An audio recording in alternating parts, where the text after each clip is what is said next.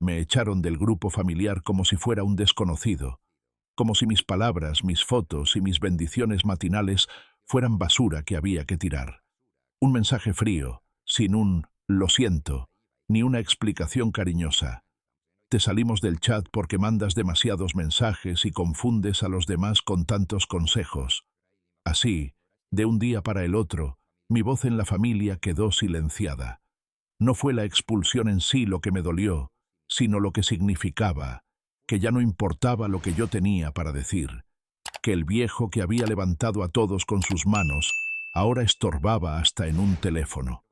Escucha esta historia hasta el final y dime qué harías tú en mi lugar. Y cuéntame también desde qué ciudad me estás escuchando, porque a veces uno cree que está solo, pero siempre hay alguien que entiende este tipo de dolor.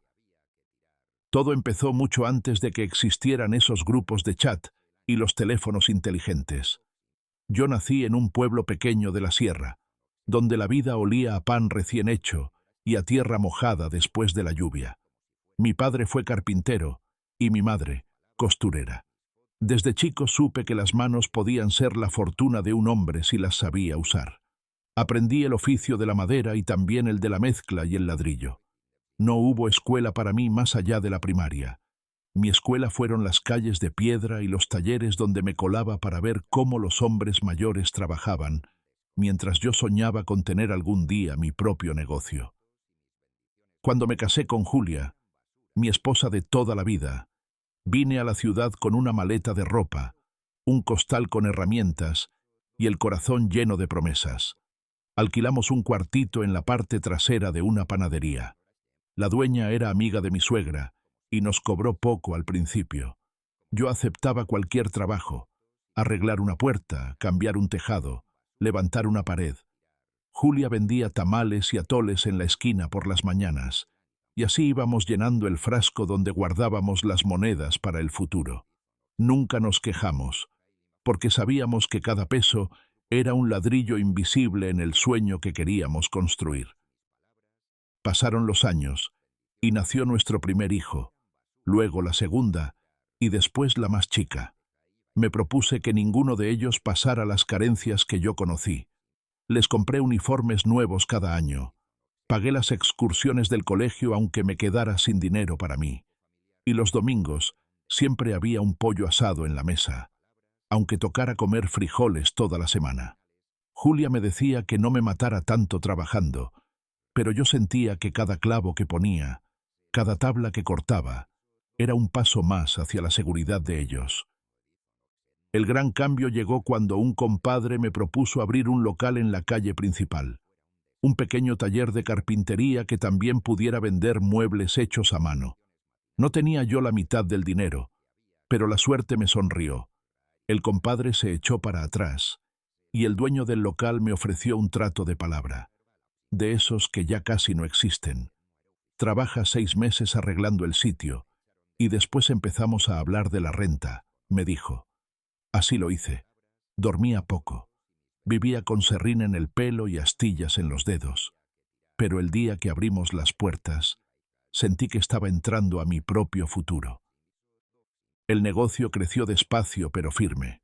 Los vecinos me conocían, confiaban en mi trabajo. A veces vendía una mesa grande para una boda. Otras veces solo reparaba una silla vieja que tenía más historias que madera. Y así, sin darme cuenta, el taller se convirtió en un punto de reunión. Venía la gente a encargar trabajos, sí, pero también a tomar un café, a pedir consejo, a contarme sus penas. Yo escuchaba, porque un cliente que se siente escuchado vuelve siempre. Con los años, mis hijos fueron entrando al negocio.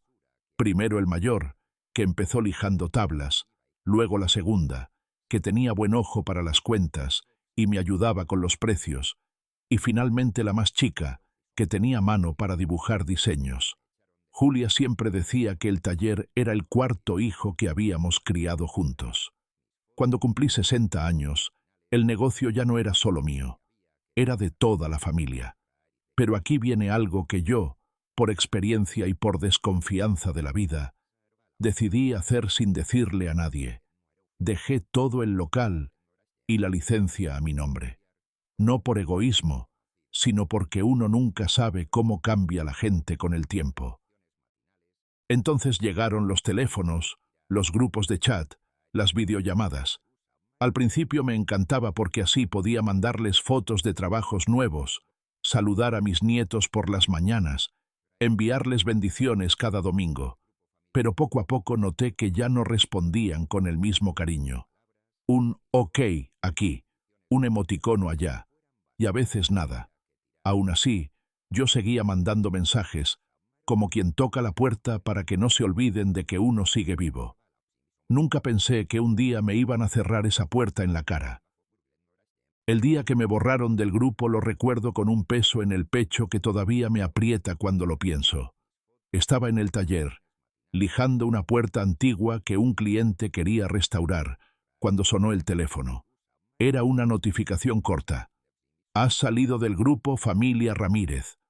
Al principio pensé que había sido un error, que quizá algún nieto había tocado algo sin querer. Abrí la conversación y ya no estaba. Busqué a mi hijo mayor para escribirle en privado y preguntarle qué había pasado. Pero antes de hacerlo me llegó un mensaje suyo. Papá, no te lo tomes a mal, pero te sacamos del grupo porque mandas demasiados mensajes y a veces confundes a todos con tantas cadenas y consejos.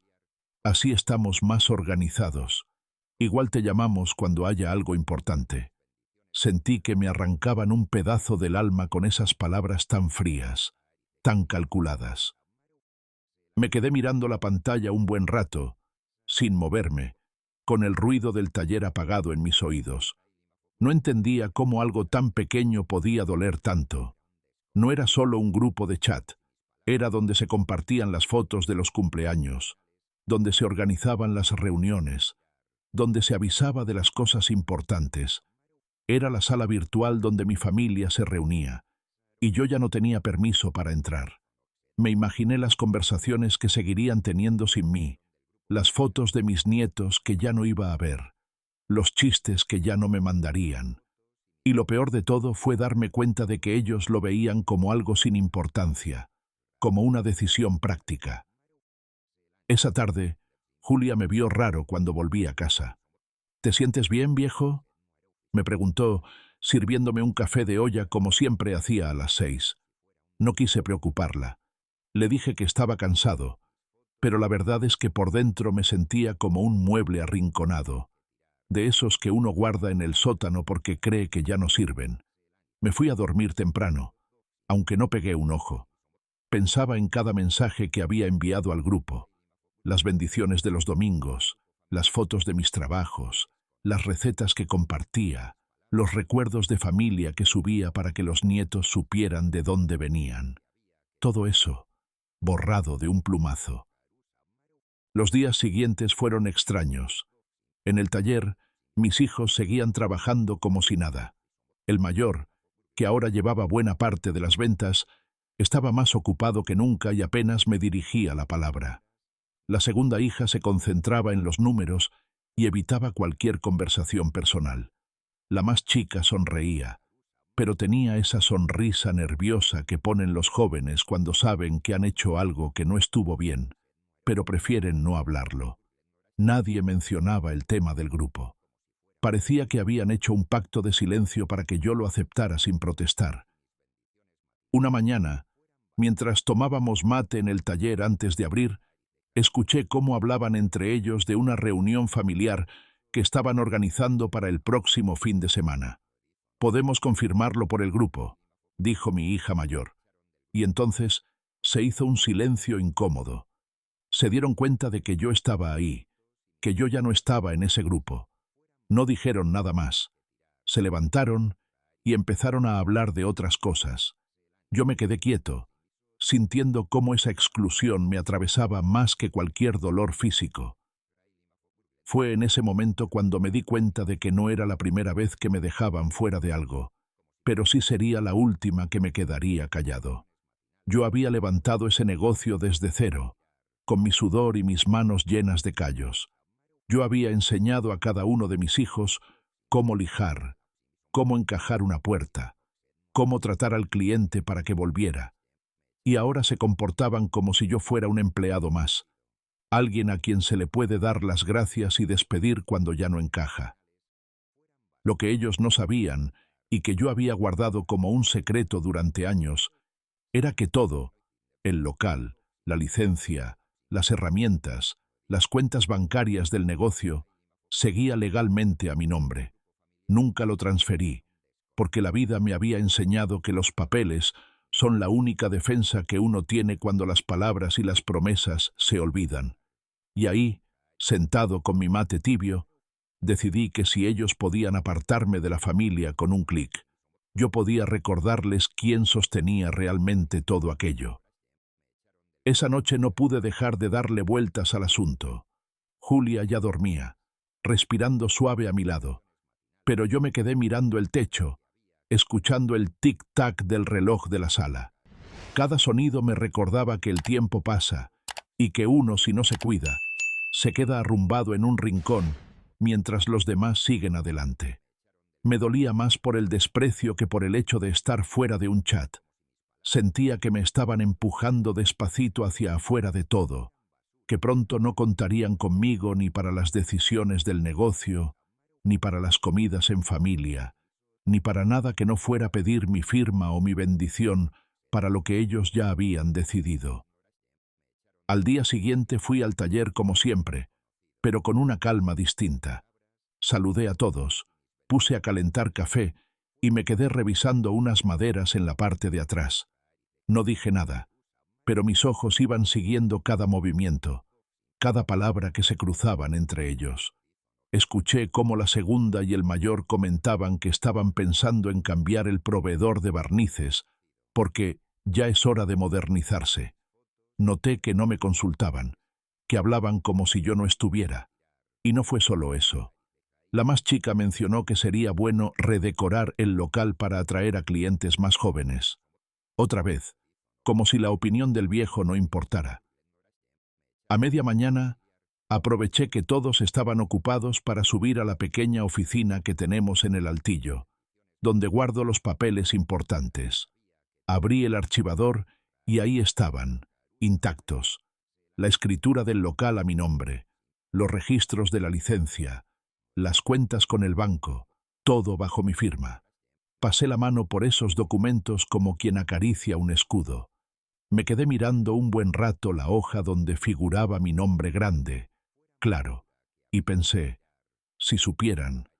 Guardé todo con cuidado y bajé, con una idea empezando a formarse en mi cabeza. No quería actuar desde la rabia. La rabia nubla el juicio. Y si algo he aprendido en 70 años de vida, es que las decisiones importantes se toman con la cabeza fría. Así que me di tiempo. Observé. Escuché. Noté cómo la conversación en el taller se iba llenando de planes a los que yo no era invitado, cómo ya no me consultaban precios, cómo decidían qué trabajos aceptar y cuáles no, sin siquiera preguntarme. Me trataban como a una reliquia útil solo para saludar a los clientes antiguos, como si mi único valor fuera una sonrisa amable detrás del mostrador. El fin de semana, mientras Julia estaba en misa y yo me quedé solo en casa, volví a sacar los papeles. Encendí la radio, puse un mate a calentar y me senté a pensar en serio. Si ellos podían apartarme del grupo familiar con la facilidad de borrar un nombre en una lista, ¿qué les impedía un día apartarme del negocio que yo mismo había creado? Y entonces vi claro que no debía esperar a que eso pasara. Tenía que moverme antes, no para vengarme, sino para recordarles que la base de todo seguía firme en mis manos. Llamé a un viejo amigo, el licenciado Márquez, que había sido mi cliente durante años y con el que alguna vez intercambiamos favores. Yo le hice una biblioteca de cedro para su despacho y él me asesoró gratis en un trámite. Cuando le conté por encima la situación, soltó un silbido. «Viejo, usted tiene todas las cartas ganadoras. Si quiere, mañana mismo hacemos un movimiento que los dejará mudos». Le dije que no quería dejar a nadie sin trabajo ni cortar el pan de nadie, pero sí que necesitaba que entendieran que yo no era un adorno, sino el pilar. El licenciado rió y me dijo, «Eso se puede arreglar». pero cuando mueva esta pieza, prepárese para que todo cambie. Colgué con el corazón latiendo más rápido. Sabía que estaba a punto de hacer algo que marcaría un antes y un después. Solo necesitaba esperar el momento justo, ese en el que su confianza fuera tan grande que ni imaginaran lo que yo estaba por hacer. Ese momento llegó antes de lo que yo pensaba. Una mañana de martes, mientras afinaba una puerta de roble para una clienta antigua, escuché a mis hijos hablando en la mesa de trabajo. No bajaban la voz porque creían que yo estaba distraído, pero cada palabra me llegaba clara. Si cambiamos la fachada y metemos vitrinas nuevas, podemos atraer a más gente. El viejo no se va a oponer si se lo presentamos como un beneficio para todos, dijo el mayor. Sí, y de paso podríamos ampliar el catálogo con piezas industrializadas, más rápidas de producir. Ya no estamos para perder tiempo en trabajos tan artesanales, agregó la segunda. Sentí como si me clavaran un formón en el pecho. ¿No estábamos para trabajos artesanales? ¿Acaso no era eso lo que nos había dado prestigio todos estos años? Lo que para ellos era modernizar, para mí era abandonar el alma del negocio. Y lo peor, lo planeaban como si yo no existiera, como si mi opinión fuera un obstáculo que había que rodear con cuidado.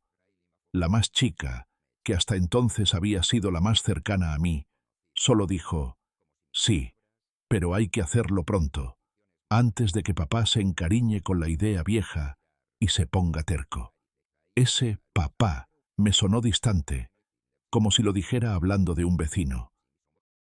Ese día terminé la puerta en silencio, con las manos firmes pero el corazón dolido. Al cerrar el taller fui a casa y le dije a Julia que necesitaba caminar un rato para despejarme. En realidad, caminé directo al despacho del licenciado Márquez. Llevaba en una carpeta todos los papeles, escrituras, licencias, registros, hasta las facturas más recientes del negocio. Márquez me recibió con su café cargado y ese olor a madera encerada de la biblioteca que yo mismo le había construido. Licenciado, le dije, quiero hacer algo que les haga entender que no pueden borrarme de lo que levanté con mis manos. No quiero quitarles el sustento, pero sí que sientan el peso de lo que están a punto de perder si siguen ignorándome. Él se acomodó los lentes y repasó los documentos. Todo está a su nombre. Usted tiene derecho a decidir sobre cada clavo de ese local. Si quiere, podemos registrar un cierre temporal por mantenimiento urgente. Eso los va a detener en seco, porque sin su firma no se puede abrir ni un día. Lo pensé un instante, pero en mi interior ya sabía la respuesta. Hagámoslo, le dije, pero no por mucho tiempo, lo suficiente para que entiendan. Márquez sonrió como quien sabe que está viendo a un hombre tomar las riendas de su destino. En 2 días puedo tener todo listo. Ellos recibirán la notificación oficial el mismo día que usted cierre la cortina. Salí del despacho sintiéndome más ligero, con la carpeta bajo el brazo y una decisión clara. Esa noche, mientras cenaba con Julia, no le conté nada. Ella siempre ha sido de corazón blando, y quizá habría intentado detenerme. Pero yo necesitaba que esta lección se diera sin medias tintas, porque entendí que cuando la familia empieza a verte como un estorbo, no es suficiente con pedir respeto. Hay que ganárselo otra vez, incluso si duele. 2 días después, amanecí más temprano que de costumbre.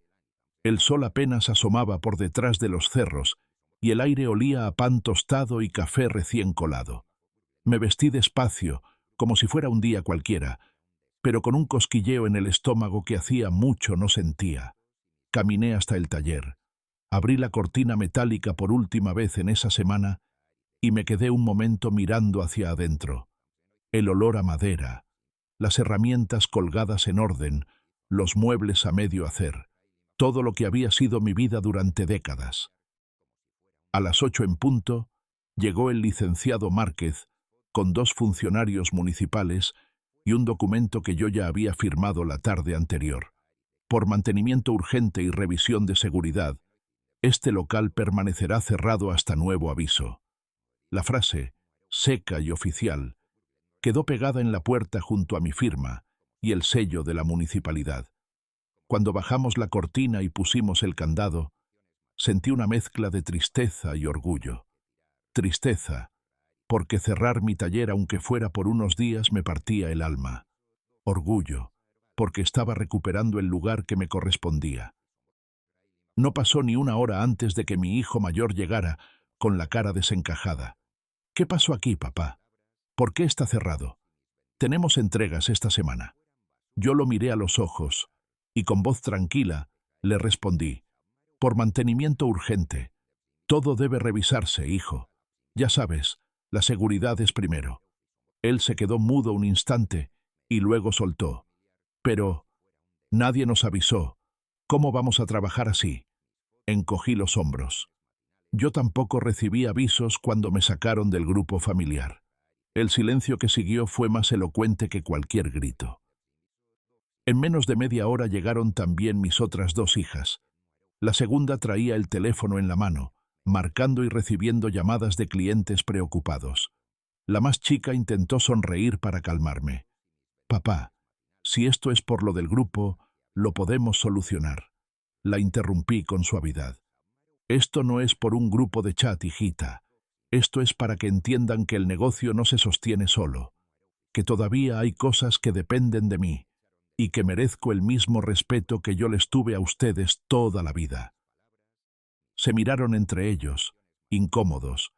Yo sabía que no les gustaba verme tan seguro, tan firme, porque durante años se habían acostumbrado a que yo cediera en todo. Esa mañana no levanté la cortina ni un centímetro. Me quedé sentado en una silla de plástico frente al local, tomando mate y saludando a los vecinos que pasaban. Algunos se acercaban a preguntar, y yo respondía siempre lo mismo: mantenimiento urgente. No dije más, porque el verdadero mantenimiento que quería hacer no era en las paredes ni en las vigas, sino en la manera en que mi familia me veía. Esa noche, mientras cerraba la puerta de casa, pensé que ese solo era el primer día. Quedaban todavía muchas horas por delante para que la lección calara hondo. El segundo día de cierre fue todavía más revelador. Desde temprano empezaron a llegar los clientes de siempre, golpeando la cortina y asomándose por las rendijas para ver si había alguien adentro. Algunos tocaban el timbre de casa, pensando que se trataba de una emergencia menor y que yo abriría para atenderlos. Les expliqué lo mismo a todos: mantenimiento urgente, no puedo abrir por ahora. Algunos me daban palmadas en el hombro, otros fruncían el ceño preocupados, pero todos entendían. La comunidad sabía que si yo cerraba era por algo serio. En cambio, mi familia parecía estar en otra frecuencia. El mayor estaba desesperado. Las entregas atrasadas significaban clientes molestos y pagos demorados. La segunda no paraba de llamar a proveedores para pedir prórrogas. Y la más chica, que siempre había tenido buena mano para el trato con la gente, ya empezaba a recibir quejas que no sabía cómo manejar. Yo los veía pasar de la ansiedad al enojo, y del enojo a la súplica, todo en cuestión de horas. A media mañana, mi hijo mayor se presentó en casa con un gesto que intentaba ser cordial. «Papá, mira, si lo que quieres es que hablemos, hablemos. Pero abrir el taller ya, porque esto nos está matando». Le serví un café y le dije: «Hijo, ustedes me enseñaron que a veces hay que tomar decisiones rápidas por el bien del negocio. Pues esta es una de ellas. Si en el grupo familiar pueden decidir sin consultarme, yo también puedo decidir sin avisarles». Él bajó la vista y no respondió. La tensión crecía. Al tercer día de cierre, llegaron con Julia, buscando su apoyo. «Mamá, convéncelo. No podemos seguir así, vamos a perder clientes», le dijeron. Pero Julia, que hasta entonces había estado en silencio, les soltó una frase que los dejó fríos. A su padre lo han ido dejando de lado poco a poco, y ahora les sorprende que él se ponga firme. Esto es entre ustedes y él. Yo sentí un calor en el pecho al escucharla. Por fin, después de tantos desplantes, alguien me respaldaba sin titubeos. Ese mismo día, el licenciado Márquez pasó a verme para traerme unos papeles. Todo en orden, me dijo. Legalmente, usted puede mantener el local cerrado todo el tiempo que quiera. Y si quisiera reabrir con cambios, también está en su derecho.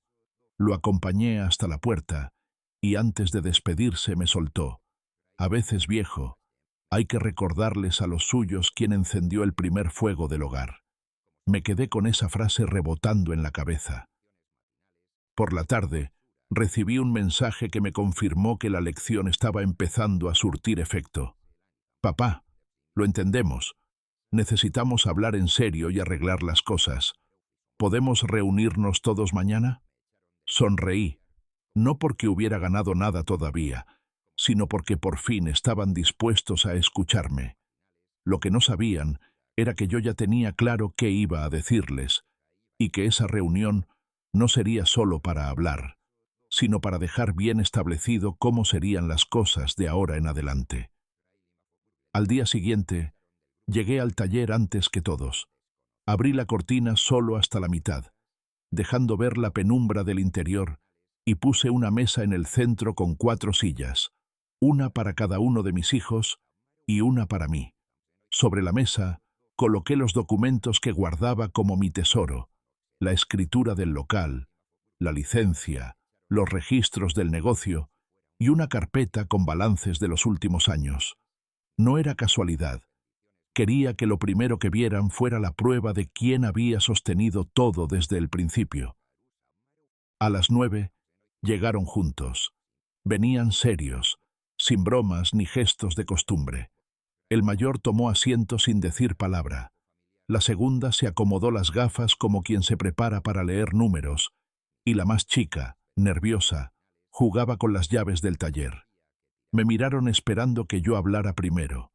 Tomé aire y con calma les dije: ustedes creen que este negocio es de todos por igual, y en parte lo es, pero nunca se detuvieron a pensar quién firmó los papeles, quién puso el primer clavo, quién asumió los riesgos cuando aquí no había ni un banco que quisiera prestarnos un centavo. Nadie respondió. Solo se escuchaba el ruido de la calle entrando por la cortina entreabierta. Les conté cómo había decidido mantener todo a mi nombre, no por desconfianza, sino porque la experiencia me enseñó que la vida da vueltas y que la familia, a veces, cambia más de lo que uno quiere creer. Les recordé las madrugadas cargando tablas, las ferias a las que iba para conseguir clientes, las veces que dejé de comprarme ropa nueva para pagar la madera más fina. Les hablé de Julia, vendiendo tamales bajo la lluvia para que no nos faltara un peso. Cuando terminé, la segunda rompió el silencio. Papá, no fue nuestra intención hacerte sentir fuera. La interrumpí con un gesto suave. Hija, la intención no siempre importa cuando el resultado es el mismo. Me sacaron del grupo familiar, me dejaron fuera de las decisiones, y ahora quieren que abra como si nada hubiera pasado. Miré al mayor y continué. El taller puede reabrir mañana mismo, pero con nuevas reglas. Quiero que se me consulte cada decisión importante, desde un cambio de proveedor hasta una remodelación. Y si un día vuelven a tratarme como un estorbo, cierro de nuevo y esta vez por tiempo indefinido. La más chica bajó la cabeza y murmuró un «Está bien, papá», casi inaudible. El mayor con un suspiro asintió. La segunda solo dijo «Entendemos». Me levanté, guardé los papeles y subí la cortina hasta arriba. Bien, dije, volvamos a trabajar. Pero no olviden que este taller se sostiene con madera, clavos y respeto, y sin uno de esos 3 no dura en pie. Ese día volvimos a abrir, pero algo en el aire había cambiado. Yo sabía que aún quedaba mucho para sanar, aunque por primera vez en mucho tiempo sentía que mi voz volvía a tener peso en mi propia casa y en mi propio negocio. Durante los días siguientes, noté un silencio distinto en el taller. No era el silencio incómodo de antes, sino uno más respetuoso, como cuando la gente mide sus palabras antes de hablar. El mayor empezó a consultarme otra vez sobre los pedidos grandes. La segunda me pedía opinión sobre los precios, y la más chica venía a mostrarme sus diseños antes de presentarlos a los clientes. No me ilusionaba demasiado. Sabía que el cambio podía ser más por conveniencia que por verdadero arrepentimiento, pero al menos habían entendido que yo seguía teniendo las llaves, en todos los sentidos. Sin embargo, no quería que esto quedara solo como un susto pasajero. Por eso, una tarde, mientras el taller quedaba en calma y Julia preparaba café en casa, me senté a escribir un documento. Lo titulé Plan de continuidad del negocio, pero en realidad era algo mucho más personal. Allí dejé por escrito no solo cómo debían manejarse las finanzas y los clientes, sino también los valores que no podían perder: el trato justo, el respeto a las raíces artesanales y la unidad familiar que tantas veces había sido más frágil que la madera vieja. Cuando se los mostré, pensé que protestarían, pero lo leyeron en silencio. El mayor dijo: «Papá, esto parece más un testamento que un plan de trabajo». Yo sonreí. Tal vez lo sea, porque si un día yo no estoy, no quiero que lo que construimos juntos se convierta en un negocio vacío, sin alma ni principios. La madera sin cuidado se pudre, y la familia sin respeto también. A partir de ahí, me gané un espacio que ya no pedía. Me lo habían devuelto, aunque fuera a medias. En las reuniones familiares, ahora cara a cara, no en un grupo de chat, me escuchaban más, y hasta empezaron a invitarme a ver a los nietos en sus partidos de fútbol o en sus festivales escolares. Yo iba, no por reconciliación total, sino por ellos, por esos niños que no tenían la culpa de nada. Un sábado por la mañana, mientras tomábamos mate en la banqueta del taller, la más chica me dijo en voz baja: «Papá, no sabes lo que nos asustó verte bajar esa cortina y no abrirla durante esos días. Fue como si de pronto nos diéramos cuenta de que todo depende de ti más de lo que creíamos». La miré y respondí: «Eso es lo que quería que entendieran, que la puerta del taller se abre con llave, y esa llave la tengo yo, hasta que vea que la saben cuidar». Y así, sin grandes discursos, el mensaje quedó claro. El grupo familiar en el teléfono no volvió a existir para mí, y no lo necesitaba. Mi lugar estaba aquí, entre el olor a madera y barniz, en la mirada de mis clientes de toda la vida, y en el respeto que, aunque tardío, había vuelto a posarse sobre mi nombre. Con el paso de las semanas, empecé a notar que algo más había cambiado. Ya no eran solo mis hijos los que me miraban distinto. También los clientes, los vecinos y hasta los proveedores parecían recordarme con más aprecio. Don Ernesto, porque así me llamaban todos en el barrio, había demostrado que todavía mandaba en su casa y en su negocio. Aquella cortina cerrada se había convertido en una especie de leyenda corta. Más de uno me dijo que sirvió de ejemplo para otros dueños de talleres, que se dieron cuenta de que, si uno no se hace respetar, lo pasan por encima. Pero yo no quería que mi vida girara únicamente alrededor del taller. A mis 72 años, sentía que había perdido demasiado tiempo en discusiones y trabajos, y que ahora era el momento de recuperar algo para mí. Julia, que siempre ha tenido un instinto fino para estas cosas, me lo dijo una tarde mientras tomábamos café en la mesa de la cocina. «Viejo, no puedes estar todos los días pensando en si tus hijos te respetan o no. Ya les diste la lección, ahora piensa en lo que te hace feliz». Sus palabras me dejaron pensando más de la cuenta.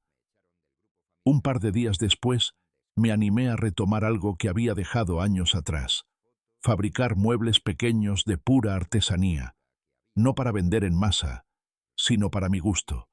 Recuperé un banco de trabajo que estaba arrumbado en el fondo del taller y lo instalé en un rincón apartado, lejos del ir y venir de los pedidos grandes.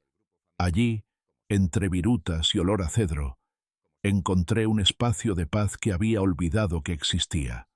Julia se acercaba con mate o pan recién hecho, y a veces se quedaba mirándome trabajar en silencio. Mientras tanto, mis hijos empezaban a comprender que ese rincón también era intocable. Ya no me interrumpían con cuentas o decisiones rápidas cuando me veían concentrado. Y aunque no me lo decían abiertamente, yo sentía que en el fondo reconocían que ese momento era mío, que no todo tenía que girar en torno a ellos o al negocio. Fue en una de esas tardes tranquilas cuando el mayor se me acercó, con un aire serio, pero sin la tensión de antes. Papá, he estado pensando, tal vez deberíamos inscribir oficialmente el negocio a tu nombre como fundador en los letreros y la publicidad. Que la gente sepa que todo empezó contigo. Lo miré a los ojos y vi un brillo distinto, no el de quien busca quedar bien para conseguir algo, sino el de quien reconoce una verdad que había negado por mucho tiempo. Hijo, le dije, no hace falta que lo pongan en un letrero. Lo que importa es que lo tengas claro tú y que nunca lo olviden. Ese día, por primera vez en mucho tiempo, cerré el taller con una sensación de calma plena. Sentía que, aunque las heridas no sanaban del todo, al menos las grietas se estaban llenando con algo más fuerte que el barniz. Respeto recuperado y la certeza de que yo, el viejo, todavía tenía las llaves de mi vida. Pasaron algunos meses, y aunque las cosas no volvieron a ser como antes, encontré un equilibrio que me permitió vivir con tranquilidad. El taller seguía funcionando, los clientes regresaban, y aunque mis hijos no siempre estaban de acuerdo conmigo, ya no me dejaban fuera de las decisiones importantes. Aprendieron que el respeto no es un favor que se concede, sino un compromiso que se mantiene día a día. Yo, por mi parte, decidí que no iba a gastar el tiempo que me quedaba guardando rencores. La vida me había enseñado a elegir mis batallas y a disfrutar las pequeñas victorias. Y aquella, la de cerrar la cortina para que entendieran quién sostenía todo, había sido una victoria silenciosa pero enorme. Seguí con mis muebles artesanales, trabajando sin apuro, regalando algunos a viejos amigos y vendiendo otros a gente que valoraba el trabajo hecho con las manos y con el corazón. A veces, mientras lijaba una pieza de cedro o colocaba una bisagra, pensaba en el día que me borraron del grupo familiar. Ese clic que me dolió como una patada al alma fue, sin saberlo, el inicio de una nueva etapa para mí. Me obligó a recordar mi valor, a poner límites, a dejar claro que el viejo todavía tenía voz y voto. Y, sobre todo, me recordó que uno nunca debe dejar que lo aparten del lugar que construyó con esfuerzo. Hoy, con la cortina abierta y el taller oliendo a madera recién cortada, recibo a mis nietos de vez en cuando. Corren entre las tablas y me miran trabajar como lo hacían sus padres cuando eran chicos. Les enseño a usar el cepillo y les cuento historias de cuando este negocio era solo un sueño en la cabeza de su abuelo. Ellos escuchan con los ojos bien abiertos y yo pienso que quizá ahí está mi verdadera herencia, en que aprendan que el respeto y la dignidad no se negocian y que las cosas importantes se cuidan con amor y con firmeza. Y ahora que llegaste hasta aquí, quiero que me cuentes en los comentarios desde qué ciudad me estás escuchando. Dale me gusta a este video si esta historia te llegó al corazón y suscríbete si lo viste hasta el final para que podamos seguir compartiendo más historias como esta.